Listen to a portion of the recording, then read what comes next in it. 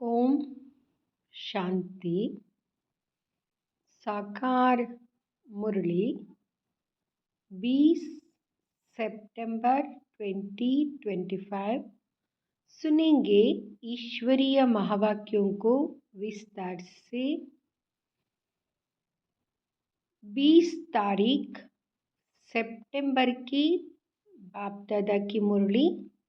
आज की मुरली में बाबा ने कहा, मीठे बच्चे, बाप आए हैं तुम पुराने भक्तों को भक्ति का फल देने। भक्ति का फल है ज्ञान, जिससे ही तुम्हारी सद्गति होती है। प्रश्न: कई बच्चे चलते चलते तकदीर को आपे ही शूट करते हैं, कैसे? कई बच्चे चलते चलते तकदीर को आपे ही शूट करते हैं, कैसे? उत्तर: अगर बाप का बनकर सर्विस नहीं करते, अपने पर और दूसरों पर रहम नहीं करते, तो वहाँ अपनी तकदीर को शूट करते हैं, अर्थात पद भ्रष्ट हो जाते हैं। अच्छी रीति पढ़े, योग में रहे तो पद भी अच्छा मिले। सर्विसेबल बच्चों को तो सर्विस का बहुत शौक होना चाहिए। गीत: कौन आया सवेरे सवेरे, कौन आया सवेरे सवेरे। ओम शांति। रूहानी बच्चे समझते हैं हम आत्मा है, ना कि शरीर, और यहाँ ज्ञान अब भी ही मिलता है परमपिता परमात्मा से। बाप कहते हैं, जबकि मैं आया हूँ तो तुम अपने को आत्मा निश्चय करो। आत्मा ही शरीर में प्रवेश करती है, एक शरीर छोड़ दूसरा लेती रहती है। आत्मा नहीं बदलती, शरीर बदलता है।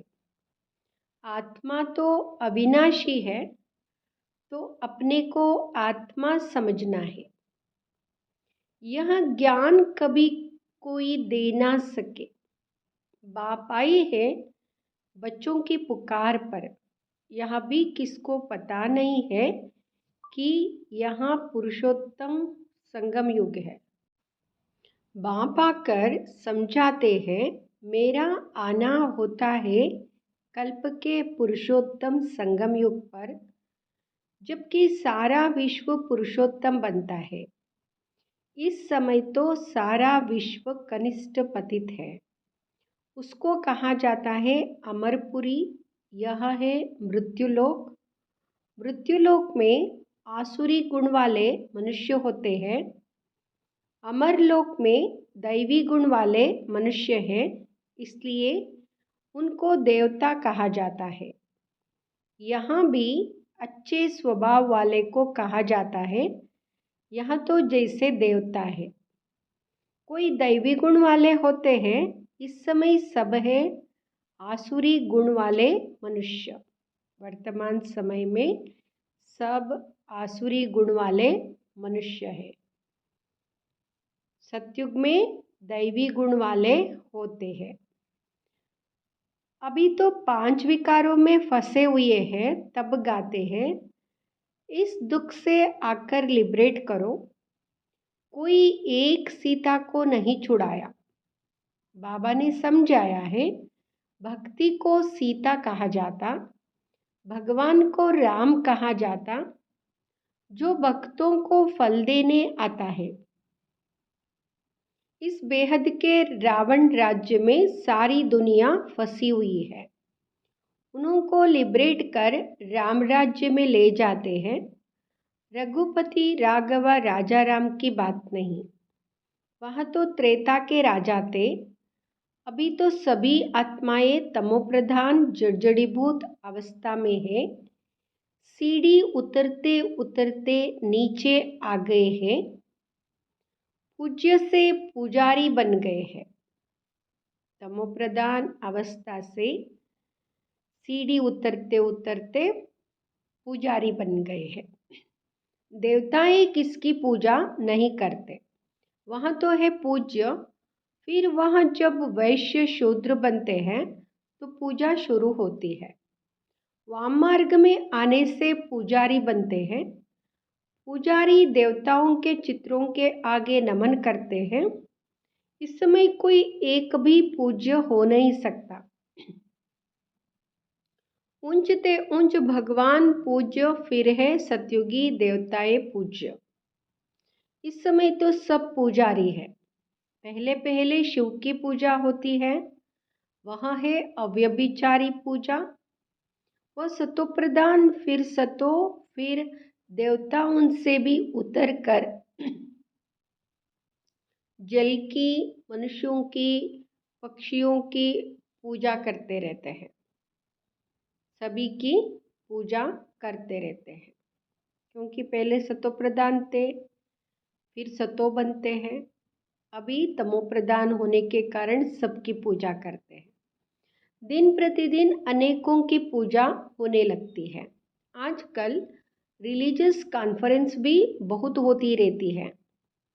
कभी आदि सनातन धर्म वालों की, कभी जैनियों की, कभी आर्य समाजियों की। बहुतों को बुलाते हैं, क्योंकि हर एक अपने धर्म को तो ऊंचा समझते हैं ना। हर एक धर्म में कोई ना कोई विशेष गुण होने कारण वहाँ अपने को बड़ा समझते हैं।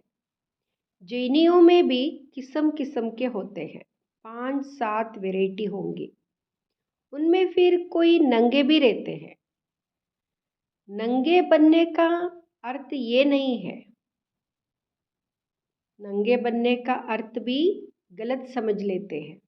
भगवान वाच है, नंगे अर्थात अशरीरी आए थे, फिर अशरीरी बनकर जाना है। वहाँ फिर कपड़े उतार कर नंगे बन जाते हैं। भगवान वाच के अर्थ को नहीं समझते हैं। बाप कहते हैं, तुम आत्माएं यहाँ यह शरीर धारण कर पाठ बजाने आई हो, फिर वापिस जाना है। इन बातों को तुम बच्चे समझते हो। आत्मा ही पाठ बजाने आती है, झाड़ वृद्धि को पाता रहता है। नए नए किस्म के धर्म इमर्ज होते रहते हैं, इसलिए इनको वैरायटी नाटक कहा जाता है। वैरायटी धर्मों का झाड़ है। ये मनुष्य वृक्ष वैरायटी धर्मों का झाड़ है।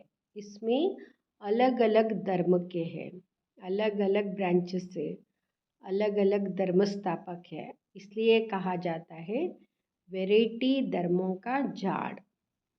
हर एक की अनेक ब्रांचेस निकलती हैं।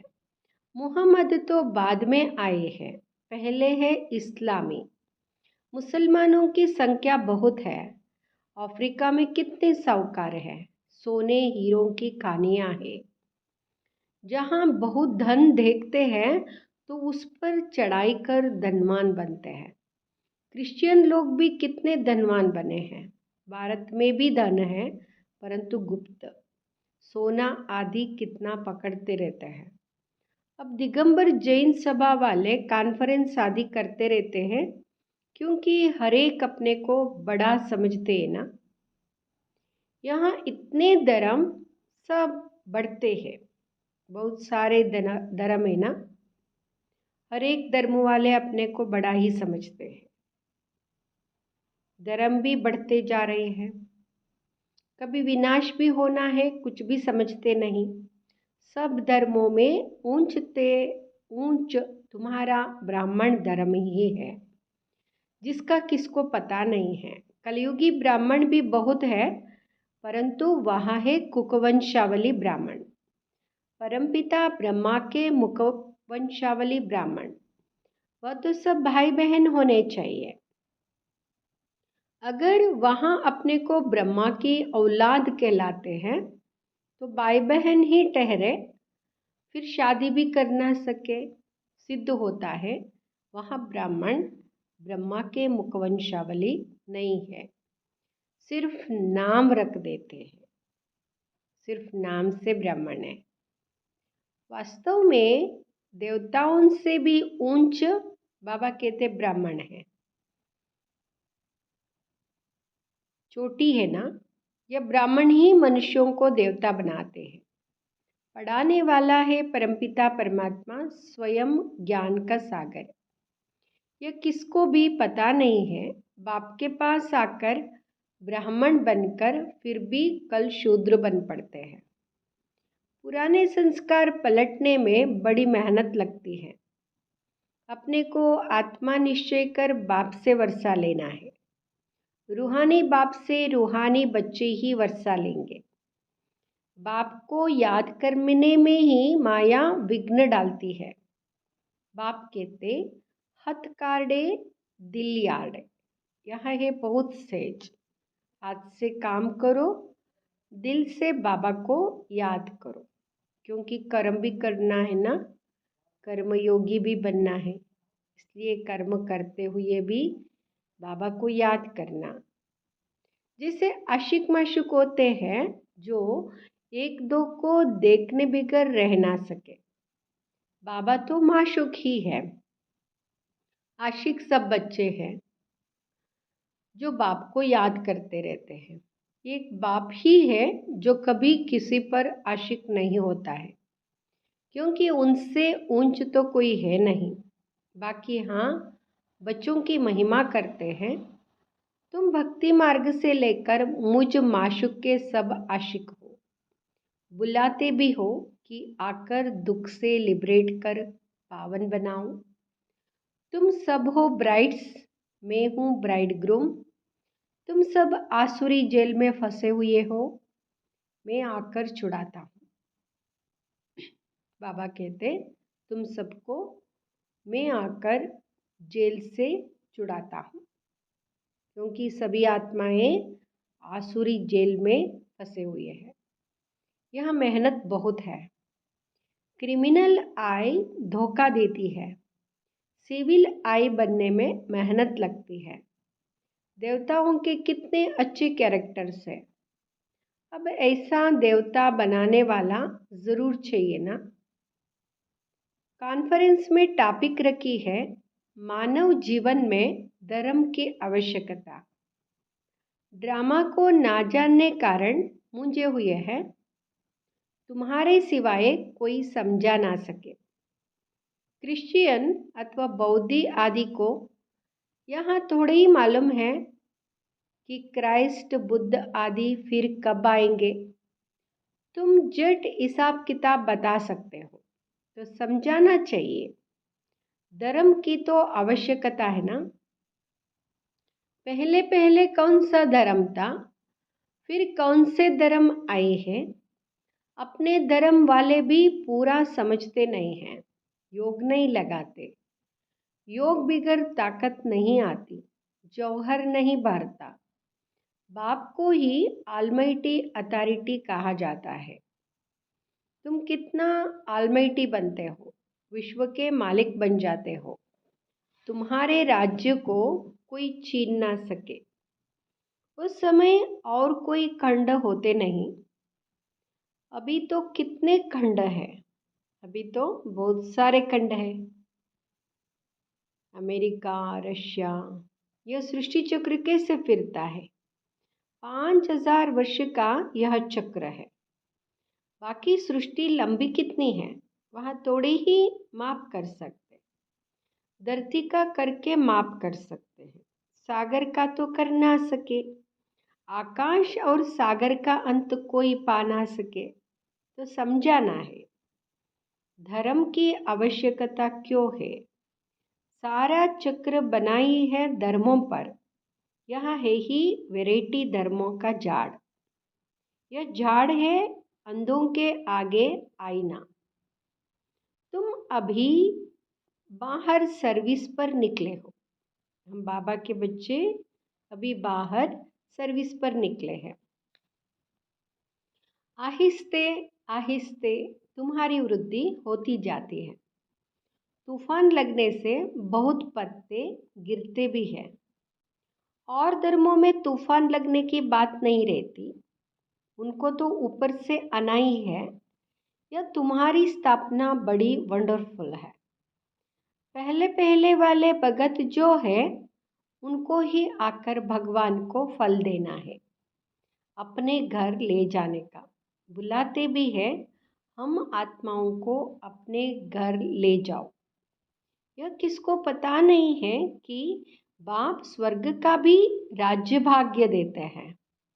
सन्यासी लोग तो सुख को मानते ही नहीं, वो चाहते हैं मोक्ष। मोक्ष को वर्षा नहीं कहा जाता।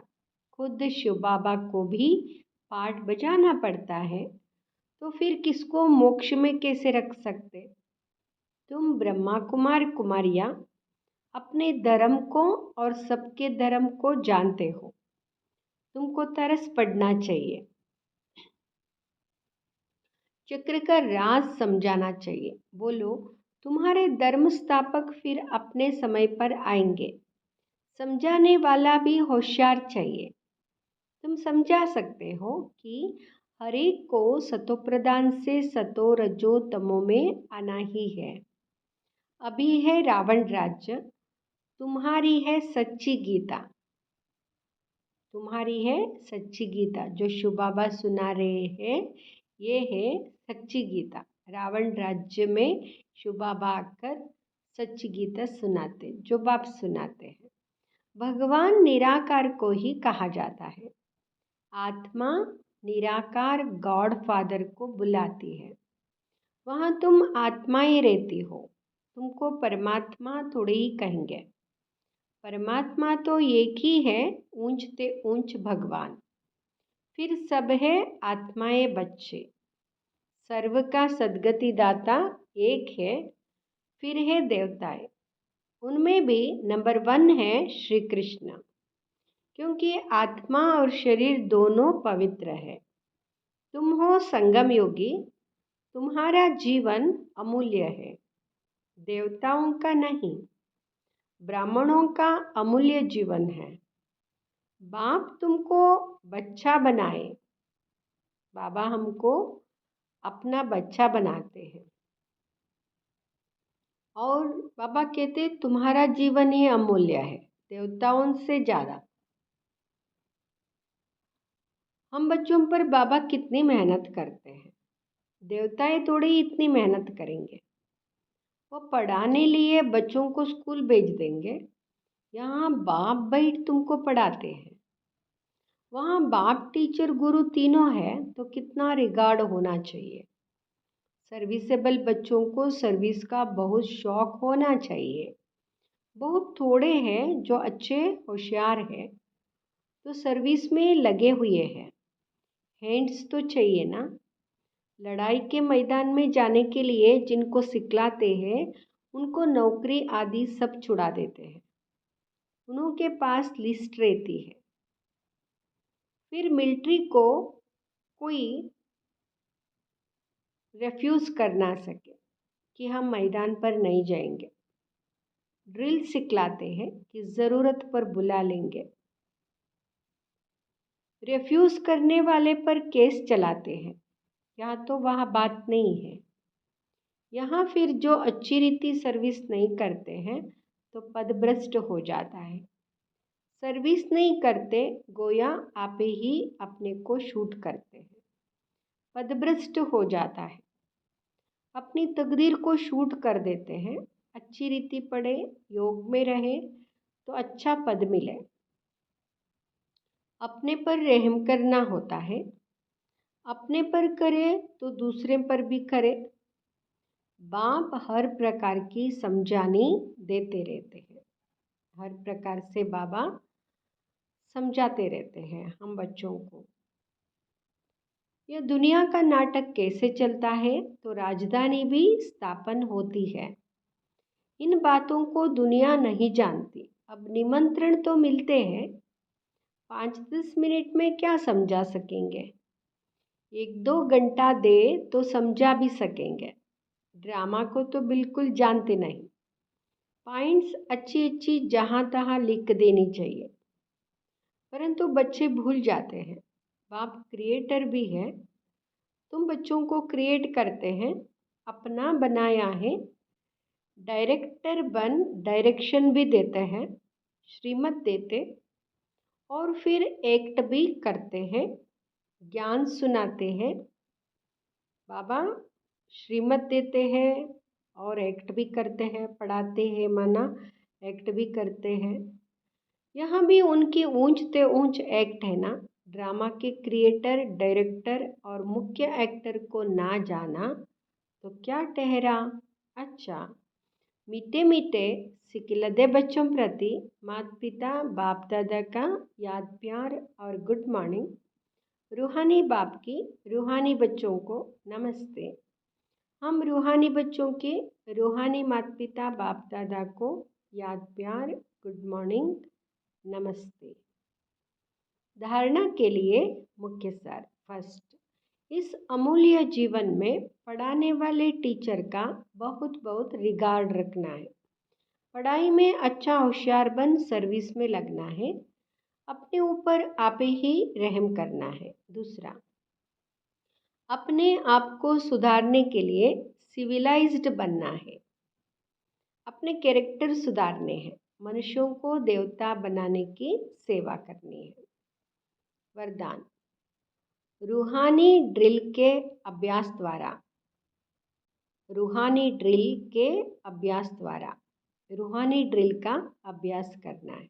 रूहानी ड्रिल माना रूह की ड्रिल, जो हम मेडिटेशन करते हैं, आत्मा समझकर परमधाम में जाते हैं, फिर परमधाम से नीचे उतरते हैं। तो रूहानी ड्रिल में पास होने वाले सदा शक्तिशाली भाव, जैसे वर्तमान समय के प्रमाण शरीर के लिए सर्व बीमारियों का इलाज एक्सरसाइज सिखाते हैं। इसे आत्मा को सदा शक्तिशाली बनाने के लिए रूहानी एक्सरसाइज का अभ्यास चाहिए। चारों ओर कितना भी हलचल का वातावरण हो, लेकिन आवाज़ में रहते आवाज़ से परे स्थिति का अभ्यास करो। मन को जहाँ और जितना समय स्थित करने चाहो उतना समय वहाँ लगा सके। अपने मन को जहाँ और जितना समय स्थित करने चाहो उतना स्थित कर सके, तब शक्तिशाली बन फाइनल पेपर में पास हो सकेंगे। स्लोगन, अपने विकारी स्वभाव संस्कार व कर्म को समर्पण कर देना ही समर्पित होना है। अपने विकारी स्वभाव संस्कार व कर्म को समर्पण कर देना ही समर्पित होना है। अव्यक्त इशारे, अब लगन की अग्नि को प्रज्वलित कर योग को ज्वाला रूप बनाओ। अब लगन की अग्नि को प्रज्वलित करो। जब तक आपकी याद ज्वाला रूप नहीं बनी है, तब तक यह विनाश की ज्वाला भी संपूर्ण ज्वाला रूप नहीं लेती है। यह भड़कती है, फिर शीतल हो जाती है, क्योंकि ज्वाला मूर्त और प्रेरक आधार मूर्त आत्माएं अभी स्वयं ही सदा ज्वाला रूप नहीं बने हैं। अब ज्वाला रूप बनने का दृढ़ संकल्प लो और संगठित रूप में मन बुद्धि की एकाग्रता द्वारा पावरफुल योग के वाइब्रेशन चारों ओर फैलाओ। तो बाबा कहते ज्वाला रूप योग से पावरफुल योग के वाइब्रेशन चारों ओर फैलाओ। उसके लिए बाबा कहते दृढ़ संकल्प लो ज्वाला रूप बनने का।